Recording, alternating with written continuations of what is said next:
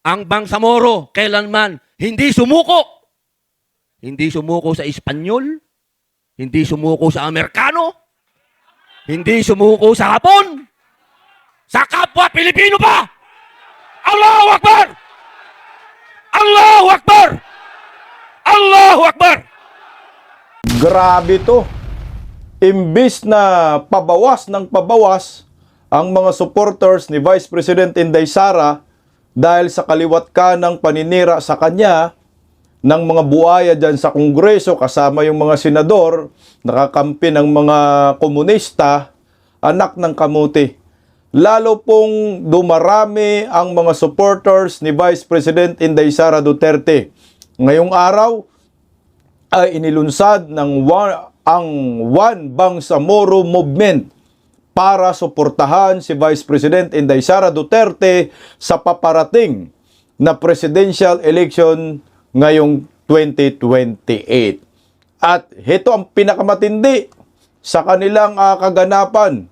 Senator Robin Padilla may resback sa mga hinayupak kasama ang mga kapatid nating mga Muslim na ayon sa kanya, ang mga Muslim ay hindi umano sumusoko sa mga banyaga, anak ng kagwang, sa mga Pilipino pa kaya?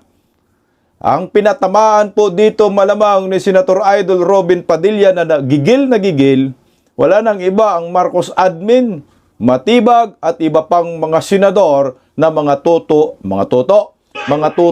ni NGWM. Magandang gabi sa ating lahat. Palike po muna, pa-share, pa-subscribe at pakipindot ang inyong mga notification bell para lagi po kayong updated sa mga video. Umpisahan agad natin kasi medyo marami po tayong video na ipi-play. So unahin po muna natin kasi imbitado rin po sa naturang kaganapan si Manong Chavit Singson. Narito po, pakinggan natin ang mga statement at talumpati ng mga guest at siyempre mga kapatid nating mga Muslim. Narito.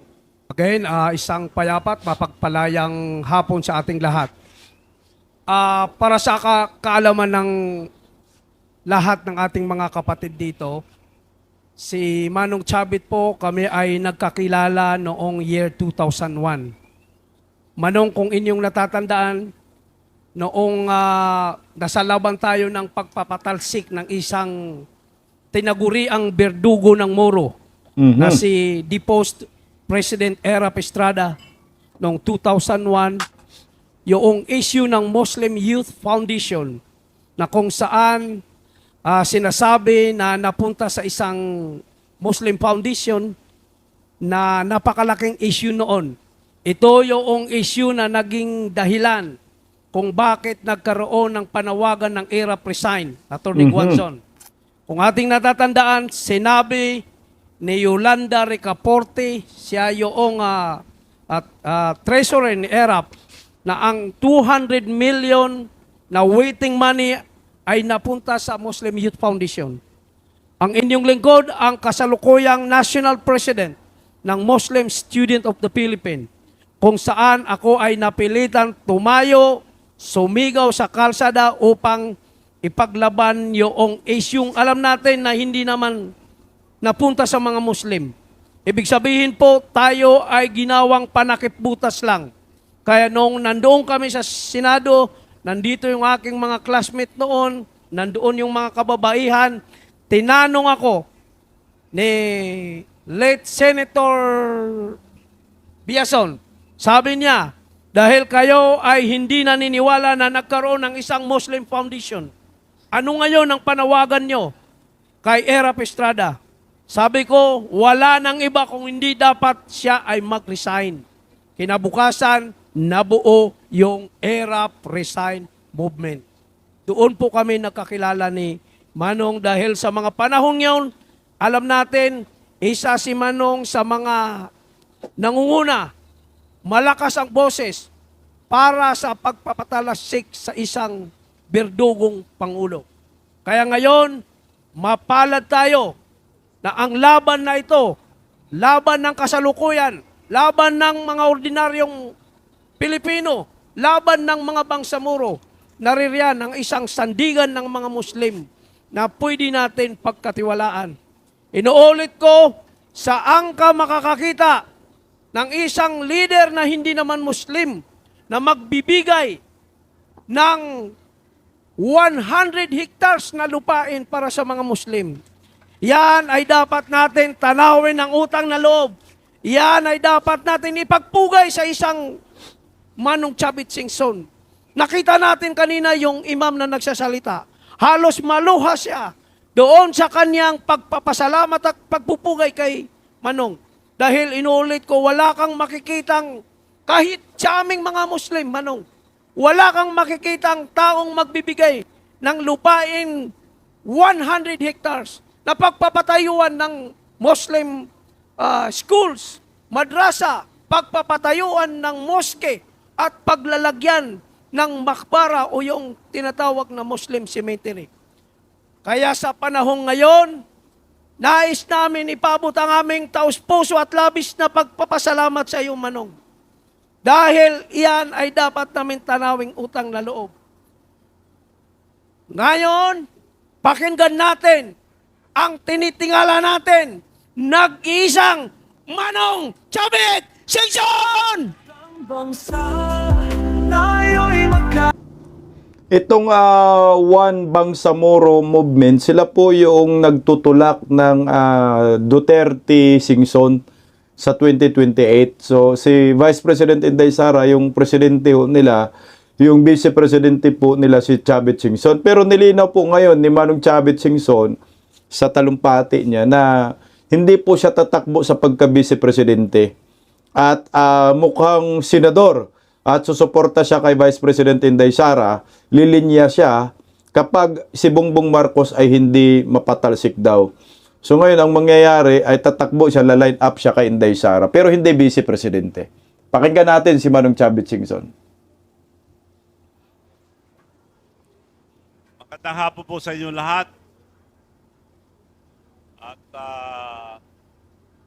gusto ko lang unang-una maliwanagan lahat. Maraming salamat sa inyo na gusto akong tumakbong Vice President. Hindi po ako tatakbong Vice President. Baka tatakbo kong senador kung hindi matanggal yung bangag ngayon. Kung matanggal, baka hindi na ako tatakbo. Isa lang po ang salita ko. Hindi po ako marunong magsinungaling. Kaya yung mga iboto nyo, yung mga hindi marunong magsinungaling, lalong-lalo na yung mga pinagtatakpan nila mga magnanakaw, yun ang pinakamasama, magnanakaw na rin sila. So maliwanag po na salamat, di po ako tatakbo Vice. Susuporta ako kay Inday Sara sa pagtakbo ko dahil sasamahan ko siya. At Okay, ito ang deklarasyon ni Manong Chavit, no? Hindi siya tatakbo sa pagka-vice presidente, pero sasamahan niya si Vice President Inday Sara, susuporta siya. Puta, mabigat na po ito, no? Si Chavit pa lang, sure na tayo dito.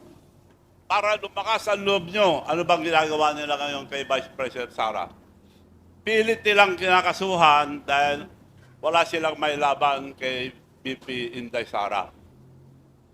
Safe na safe po siya. Hindi siya matatanggal sa Senado o mapaparusahan dahil sa mga bagong bayani natin na 13 na senador. Pero wala na yung isa, kakasuhan nila dahil takot sila kasuhan dito sa atin. Magandang batas natin. Insulto yan sa mga justices natin. Dadali mo yung isang tao sa ibang bansa para silang bahala. Bakit? Mahirap ba sila? O hindi marunong mga justices natin? Kaya hindi dapat, meron ako naka-record na pagsasalita ni Bongbong Marcos. Ayaw niya yung ICC. Sinabi niya, ayaw niya ang ICC. Pero ginawa niya. Dahil si Tatay Digong ang unang nakapansin sa katiwalian sa GAA. Nung pinansin niya yun na. Pinahuli na siya, walang warrant of arrest, pinili siya, kidnapping yun.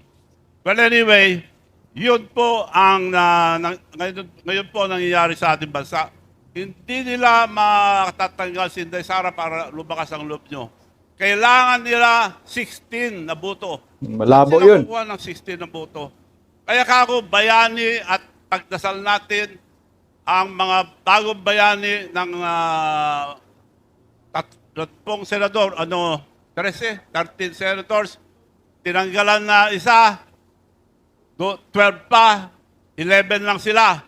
Ang kailangan para i-convict si Inday Sara, mas kinakalukuhan yung mga sinasabi nila, 16. Saan sila magnanakaw ng 16? Yung 12 na titira, mas anong gawin sa amin, ikulong na kami lahat, hindi na sila babaliktad. Kaya, suportahan natin ngayon yung 12. Kinasuhan na lahat. Ako rin, kinasuhan ng palso. Yan, abogado ni Atty. Wanson. Pinayalan ako ng plunder, available. Hindi naman ginagalaw dahil hindi totoo. So, kung gusto nila kulong, tuloy nila yun. Hindi totoo. Para lang masabi na may kaso ako. So, mga kapatid, kung ano man ang ginawa ko sa Region 1 para sa ating mga kapatid na Muslim, gagawin ko po sa lahat ng bansa para sa mga Muslim. So, tignan nyo ang nangyayari. Maliwanag na sila nagnanakaw sa kaban ng bayan. Ito lang masasabi ko, may abogado nito. Kung totoo ang ombudsman, nagsabi sila na kakasuhan namin si Speaker Martin Romualdez na tumatayop. Dalawa ang mastermind yung nakawan ng bayan. Martin Romualdez at Marcos. So natuwa kami nung sinabi ng ombudsman, kakasuhan namin si Martin Romualdez. Sumagot si Martin Romualdez, hindi ako bababa mag-isa. Ang grabe corruption, public works and highways, at saka sa taas, executive, si Marcos. Tinuturo niya. So nung nagsalita, tahimik ang ombudsman, tahimik ang Martin, tahimik si Marcos. Dahil kung ituro niya, kasuhan nila si Martin, eto, kasama ko. Kaya nga, si Martin Romualdez hanggang ngayon, wala pa ring warrant of arrest. Tuloy lang natin, Manong Chavit. Dahil sila dalawa ang mastermind. So, ang liwanag. Sila na nagdakaw, sila pa nagbibintang. Anong gobyerno ito? Wala nang batas. Wala na. Ngayon, gusto nila agawin yung Senado ulit, kinakasuhan lahat. Sinabi, basta bumoto kayo sa amin, kumampi kayo, hindi kayo makakasuhan. Nung kumampi sila sa katotohanan, kinasuhan kagad sila, dami nila kinasuhan. So maliwanag mga kaibigan na sila, walang iba, ang may kagagawan nitong malaking nakawan ng bayan. Pera ng bayan. Matagal ko lang sinasabi, imbestigahan nyo sa distrito o probinsya ni Bongbong Marcos. Pupunta sila, isa lang tinignan, wala. Siya nag-appoint yung pupunta ron eh. Ngayon, sabi naman dahil alam ko, nung araw si Senator Lacson, bilib ako. Ito, binanatan din. Fighter yan. Kaya ako binuto rin. Asan na yung imbitasyon niya? Pakita ko sa... Ito imbitasyon niya sa akin dahil alam ko na totoo. Nagpunta ako sa kanya dahil nagsalita siya na ang nangyayari sa ating bansa ay, tawag niya ay flooded gates of corruption and flooded gates of hell. Yan, sasalita na ako.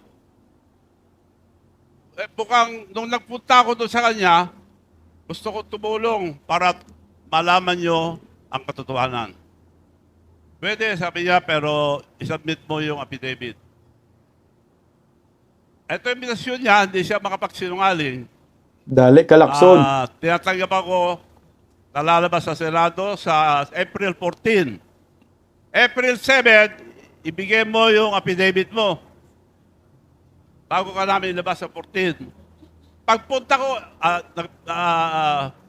ibigay mo sa September 7 hanggang 5 p.m.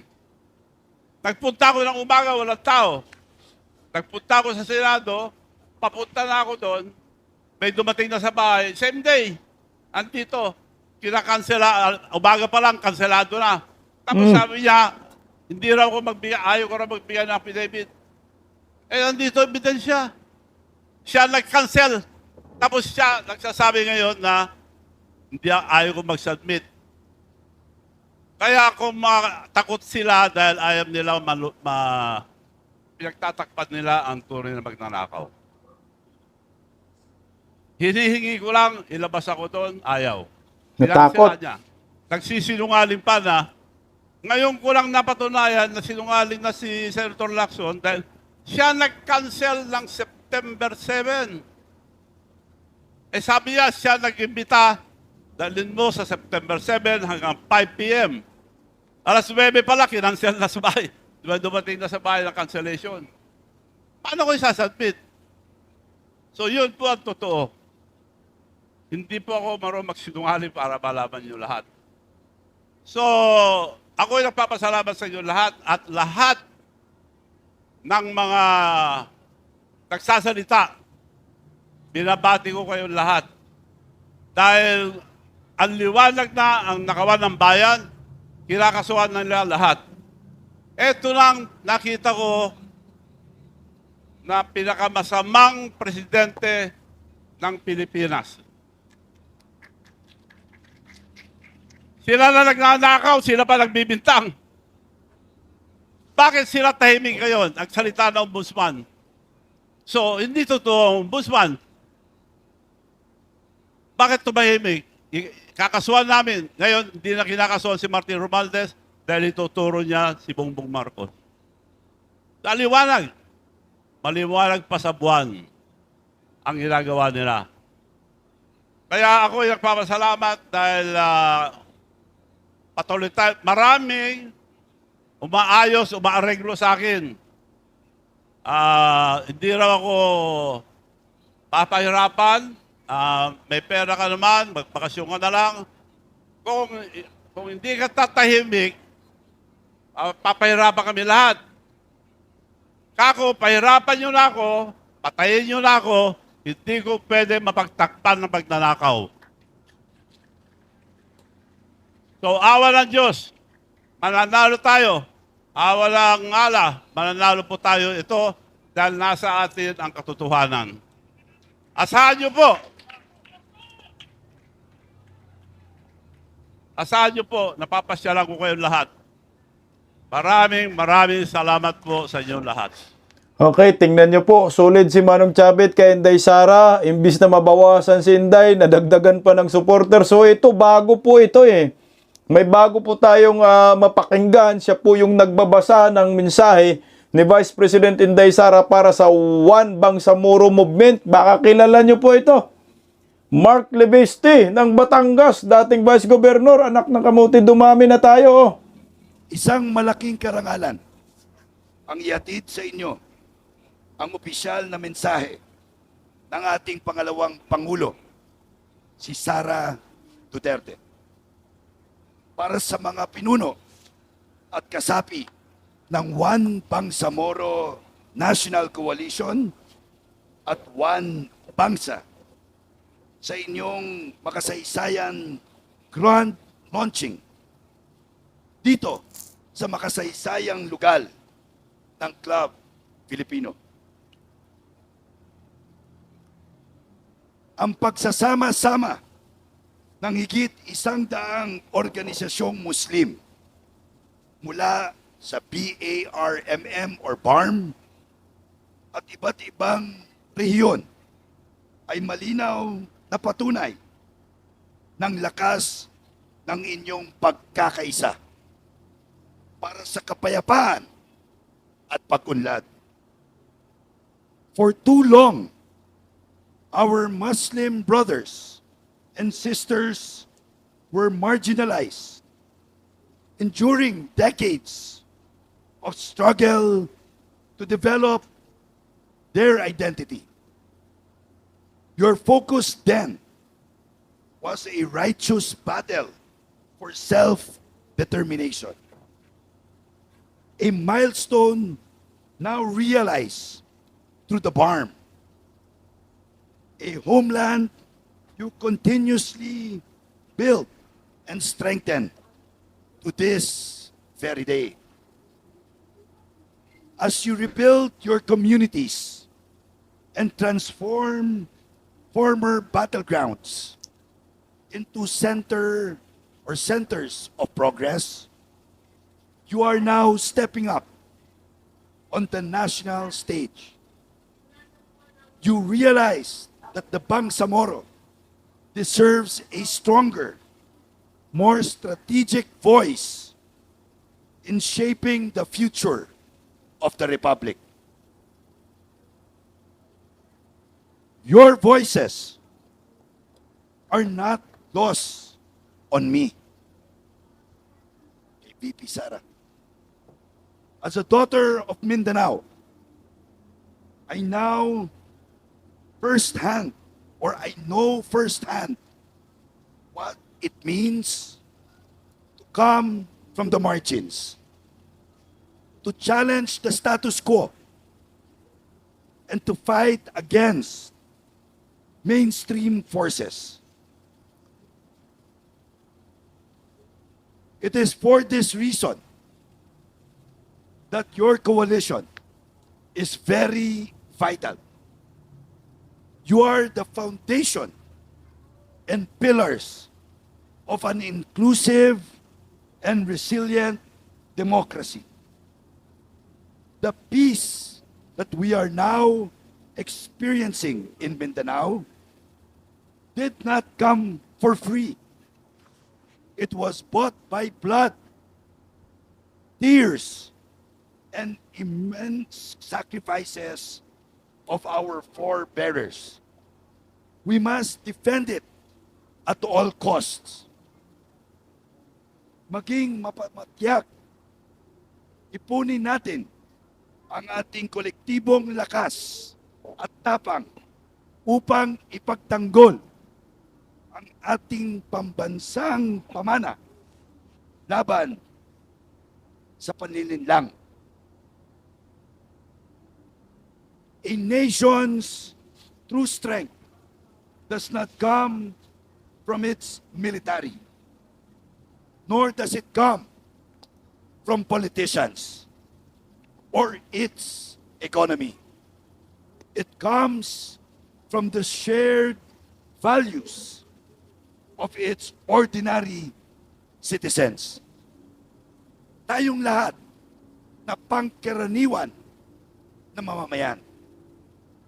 As Mindanaoans, we must be proactive in peace building. True lasting peace requires unwavering, honest leadership, strict discipline, and genuine public accountability. Ulitin ko po yun. Genuine public accountability. Let us fiercely protect our youth, ang mga kabataan, against the forces of radicalization and violent extremism by instilling discipline, fostering resilience. Akala ko si Bongbong Marcos, si kamukha niya. Ito na lang natin, minsaya na Inday Sara para sa One Bangsamoro. And promoting peaceful conflict transformation within our localities. Sa pamamagitan ng ating tapat ng panutungkulan, matitiyak natin ang bawat pamilyang Pilipino ay mabubuhay ng may tunay na kapayapaan, seguridad at dignidad. May this coalition serve as a direct line of empowerment for those who remain underserved and marginalized. Muli, mga kababayan at kapatid, sa ngalan ng ating pangalawang Pangulo, Inday Sara Duterte, binabati ko ang mga opisyal at kasapi ng One Bangsamoro National Coalition at One Bangsa. Congratulations sa inyong lahat. Mahalin natin ang Pilipinas para sa Diyos, para kay Allah, sa bayan, at sa bawat pamilyang Batanggenyo. At bago po akong magtapos, nais ko pong kunin ang pagkakataong ito na batiin ng maligayang karawan ang pangalawang Pangulo at susunod na Presidente ng Republika ng Pilipinas, Inday Sara Zimmerman Duterte. Palakpakan po natin siya. Ala ka diha, dagdag puwersa, ano? Sigurado na tayo dito sa 2028. Narito naman po ang opisyal na mensahe ni Vice President Inday Sara Duterte para sa One Bangsamoro. Assalamualaikum warahmatullahi wabarakatuh. Madayaw, maayong adlaw kaninyong tanan. Magandang araw sa inyong lahat. My deepest gratitude goes to the leaders, members, and volunteers of parallel support groups for your tireless commitment to our shared vision for the Philippines. Ang lakas ng isang pamumuno ay hindi nasusukat sa mga titulo, kundi sa alab ng puso ng mga taong naniniwala sa ating adhikain. Your initiatives are a vital component of our grassroots movement, transforming hope into action and ensuring that our message of stability and discipline reaches every household from the busiest streets to the farthest reaches of our archipelago. Kinikilala ko ang mga sakripisyong inyong ginagawa gamit ang inyong sariling oras at yaman upang bumuo ng isang mas mulat at nagkakaisang pamayanan. Ang diwang ito ng voluntaryong paglilingkod ang tunay na pundasyon ng isang matatag na bansa. Your dedication fuels my resolve to continue working for a future where every Filipino family is safe, empowered, and self-reliant. Maraming salamat sa inyong paninindigan at tunay na pagmamalasakit sa ating bayan. Ibalik natin ang tapang at malasakit. Mahalin natin ang Pilipinas para sa Diyos sa bayan at bawat pamilyang Pilipino. Syukran. Ibalik natin ang tapang at malasakit. Nako. Ato tayo ay nakauna na talaga tayo. Ang layo-layo ng mga dilawan dito, Pinklawan, pagdating sa 2028 presidential election. Nakita po ninyo, narinig po ninyo yung sinasabi ni Manong Chavit. Malabo pong ma-convict si Vice President Inday Sara diyan sa Senado dahil ang kailangan nila 16. No, kahit na pagkakasuhan daw lahat yung 12 ay sulit pa rin sila at hindi nalilipat. Ayon po mismo kay Manong Chavit yan, ha. Pag tiningnan po natin, wala na nga pong impeachment na pinag-uusapan patungkol sa change of leadership. Ang pinag-uusapan talaga dyan, flood control. Dahil ayaw po ipagpatuloy ng gobyernong Marcos ang investigasyon sa Senate Duribon Committee patungkol sa flood control. Kaso nga lang po, itong bagong liderato ni Senator Alan Peter Cayetano, talagang nakatutok po sila para imbestigahan ang flood control at matukoy kung sino po ang totoong mastermind. Kasi pinagtatakpan na ho eh. Tandaan po ninyo, trilyon-trilyon po ang pinag-uusapan dito. Ito ibinunyag po ni Senator Robin Padilla kung ano ba talaga ang reason nila, kung bakit pinalitan nila si Tuta Soto. At talaga yung gigil niya dito, alam ko si Kiko Pangilinan ang pinatamaan niya dito, pati itong gobyernong Marcos, lalo na si Matibag. At pati yung mga minority. Sabay-sabay po natin panoorin ang gigil ni Senator Robin Padilla. Probably this is one of the most awaited part of the program. At ito na rin ang magsisilbing closing remarks. Right? Okay. Ano ba sa yung closing pambungad and then pangwakas na panalita? Ladies and gentlemen, let's give it all to our Senator, our brother Senator Robin Abdul Aziz Padilla in the house. Ang bansa, tayo'y magkaisa. Iwan sa bawat hanggang, bitbit ang pag-asa.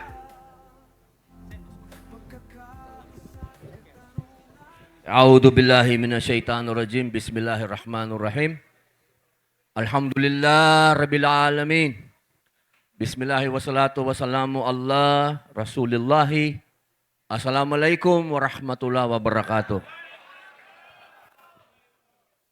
Bago po ang lahat, isa puso muna natin ng asyhadu an la ilaha illallah, asyhadu anna Muhammadan wa Rasulullah. Mga mahal naming mga bisita, una po sa lahat, siyempre si Manong Chabit. Siyempre po si Ma'am Guanzon. At sa lahat po, kay Brother Mark. Si Brother hindi naman natin bisita. Lalo na si Brother, siya to eh. Gusto ko po naming ipaalam sa inyo na bago po ang lahat, una ang pagiging magkakapatid namin dito ngayon. Bago po yung politika. Ako po yung nagpunta dito. Sa katunayan, hindi ako makapasok. Sapagkat marami pong nagsasabi, una na, yung mga kasama natin sa Senado, na bawal kang pumunta dyan. Sapagkat ikaw ay judge na sa impeachment. Allahu Akbar. Kanina pa po kami dyan sa labas. Kasama ko po si Brother Wally. Katunayan, si Brother Andoy, sinabi ko na sa kanya na sabihin na baka hindi ako makapasok. Pero habang pinanonood ko po kayo, nainggit ako eh. Patawarin niyo ako, pero nainggit ako sa mabuting paraan. Sapagkat ngayon po ang kaarawan ng ating Vice Presidente. Isang bagay po yan na gusto ko ring makabate. Di naman pwedeng kayo lang ang bumati. Kaya hayaan niyo po akong makabate sa kanya. Ginang pangalawang Pangulo, happy birthday po. Maligayang kaarawan. Eid Milad sa amin po. At ang dasal po namin, ang dua namin sa Allah, ay bigyan po kayo ng una, ng lakas ng loob. Magandang pangatawan, magandang kalusugan, at laging patnubayan po kayo ng Allah.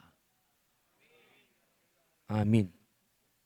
Alam niyo po, dito po sa kalagayan ng ating bansa ngayon, mga kapatid, hindi nila naiintindihan kung bakit ang Bangsamoro ipinaglalaban hanggang ngayon ang kalayaan ng bansang ito.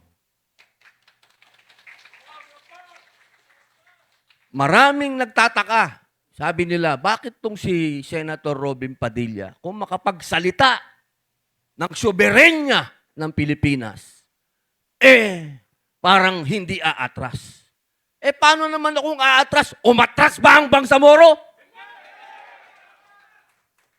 Ang Bangsamoro, kailanman, hindi sumuko. Hindi sumuko sa Espanyol, hindi sumuko sa Amerikano, hindi sumuko sa Hapon, sa kapwa Pilipino pa! Allahu Akbar! Allahu Akbar! Allahu Akbar! Mga kapatid, dapat maintindihan ng mga kababayan natin na walang kahit na sino ang magdidikta sa Bangsamoro, lalong-lalo na sa mga Muslim. Dahil nakasaad sa ating Quran na kailangan ipagtanggol natin ang lupa natin. Kung ano ang atin, ipaglalaban natin. Paano natin isusuko ang soberenya natin sa dayuhan? Napakalaking kalokohan.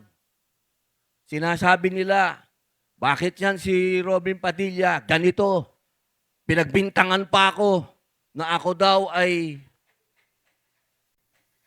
obstruction of justice. Allahu Akbar. Mahirap bang intindihin na hindi katanggap-tanggap ang warrant of arrest ng dayuhan? Sino ang makakatanggap niyan kung Pilipino ka? Ibig sabihin, traidor ka. Ilan ang bayani natin na nagbigay ng buhay nila? Ilan ang Bangsamoro na nagbigay ng buhay nila para ipagtanggol ang bansang ito? Tapos ibibigay lang natin ng ganun? No way, Jose. Mga mahal kong kababayan, mga mahal kong Bangsamoro, hindi ako traidor sa Pilipinas na sinasabi ng maraming kasama naming senador. Maraming mga kababayan nating matalino daw ang nagsasabi na traidor daw kami. Sino kaya sa amin ng traidor?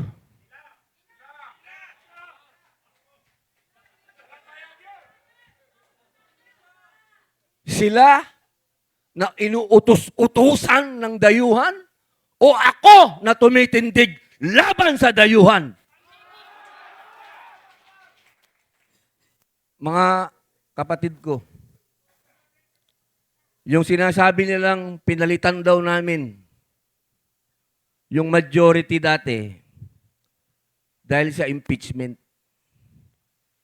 Parang, eto ba to kang mga ito nagbabasa ng rules ng Senado?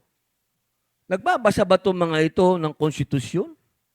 Ang linaw-linaw sa konstitusyon at sa rules ng Senado, kailangan 16, 16 ang boboto laban sa ating Vice President. Eh kahit anong bilang ang gawin ko, paano sila makaka-16?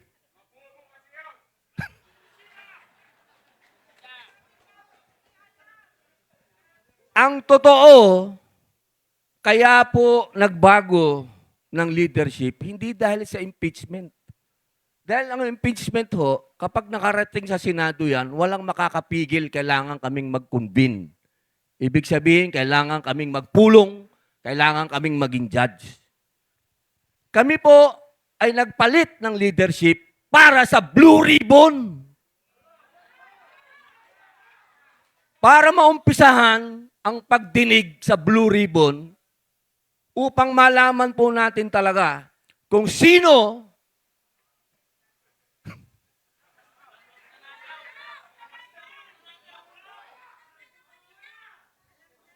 kapag may baha, may buhaya. Yan lamang po yun. Kaya sana, mga mahal kong kababayan at mga kapatid kong Bangsamoro, huwag po kayong maniwala na ginawa po yan ni Senator Alan Peter Cayetano. Ginawa naming 13 para sa impeachment. Hindi po. Ginawa po namin yan para malaman ng taong bayan ang tungkol kung sino talaga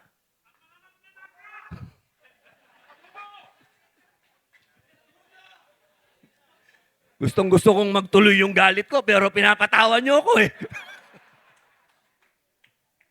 Kaya sana po, mga mahal kong kapatid, kung gusto natin talagang tulungan ng bayan natin, una, Hindi ko naman kailangan ipaalala sa Bangsamoro yan dahil never kayong sumurrender. Never. Allahu Akbar, brother. Kailangan natin ipaalala sa ating mga kababayan. Huwag niyong hayaang nakawin sa atin ang kalayaan natin. Huwag na huwag. Yung soberenya natin, ipaglaban ninyo. Walang sino mang dayuhan ang pwedeng magsabi sa atin o humusga sa atin. Kung gusto tayong husgahan, dapat kapwa nating Pilipino. Huwag dayuhan. Nakakainsulto. Nakakainsulto na hinuhusgahan tayo ng ibang lahi.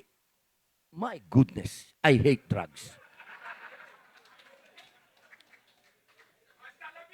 Hasta la vista, baby.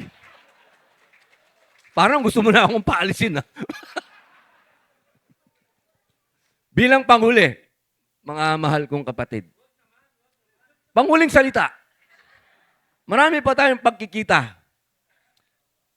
Alam nyo, kasi parang pinapaso ako kasi hindi ko alam, baka pagdating ko bukas sa Senado, banata na naman ako ng rules of court. Oh, nagsalita ka doon, bawal yan. Ano. Ang dami nilang pakulo eh. Alam nyo, minsan di ko na rin maintindihan. Ito ba mga to nagbabasa o ako lang ang nagbabasa? Di ko alam. Ang dami nilang ibinabato sa atin. Kapag pinakinggan mo naman yung binabato nila, hindi ko alam. Ano bang katwiran nitong mga taong ito? Minsan wala nang katwiran kung hindi pansariling interes. Tandaan niyo to, mga kapatid ko. Hindi ko kailanman pinangarap maging politiko. Alam yan ng ating mahal na dating Pangulong Rodrigo Roa Duterte. Ako naging senador dahil binoto niyo ko. Hindi ko alam, ba't niyo ako binoto?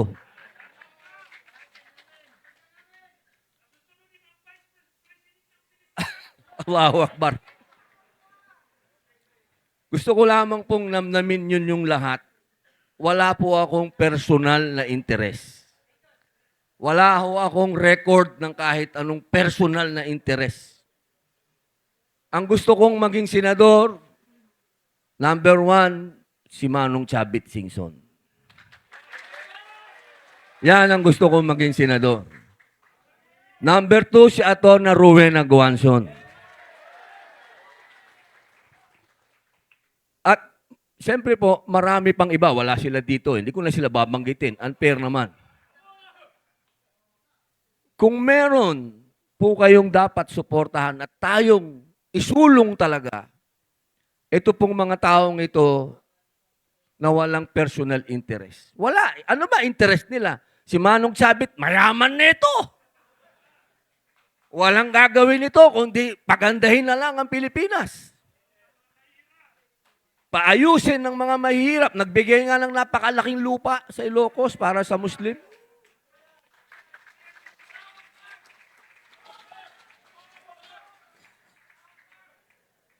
Si Atty. Rowena Guanzon, na laging binabanatan nila, bakit nyo babanatan?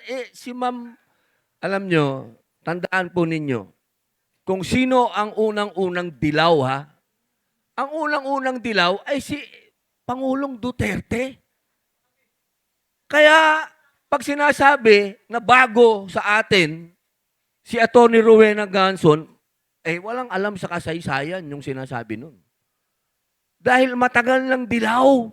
Si Atty. Rowena Guanzon, matagal lang dilaw si Digong. Ang tatay ko, dilaw.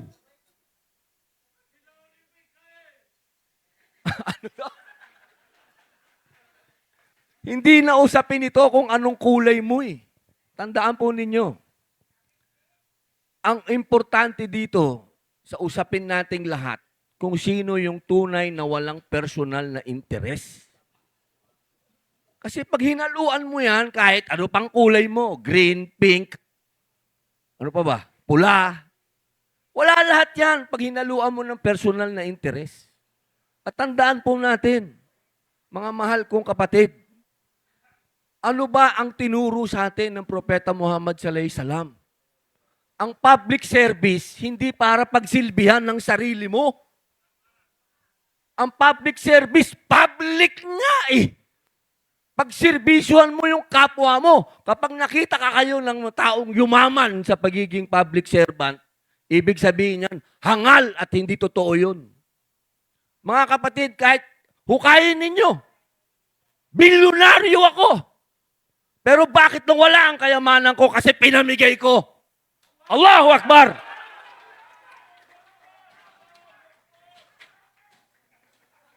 Brother, baka magbayad tayo dyan.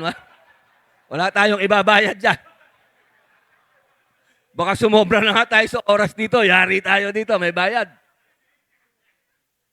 Hindi ko po sinasabi lahat ito para itaas ang bangko ko, mga kapatid. Sinasabi ko lahat ito dahil yan ang natutunan ko sa Islam.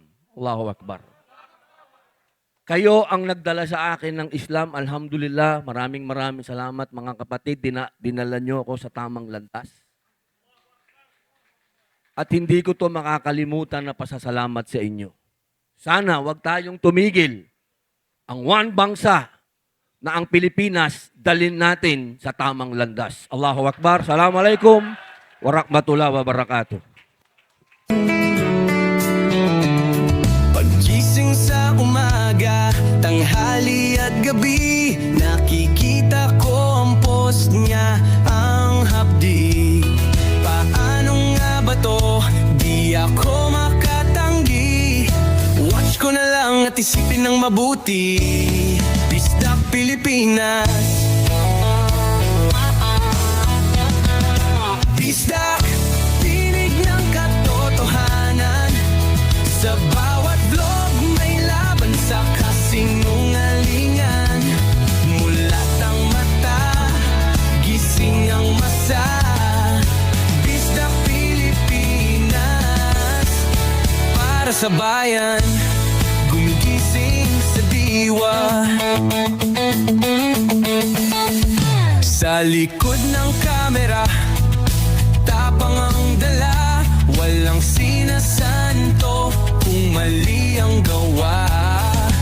Hinay-hinay, pero palaban.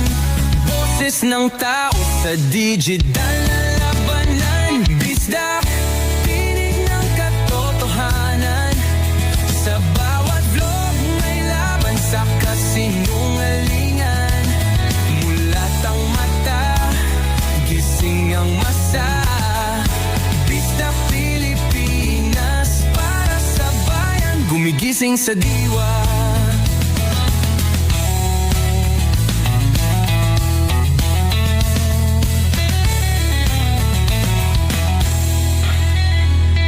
Hindi artista, hindi politiko, pero ang katotohanan, sigaw niya ay buo.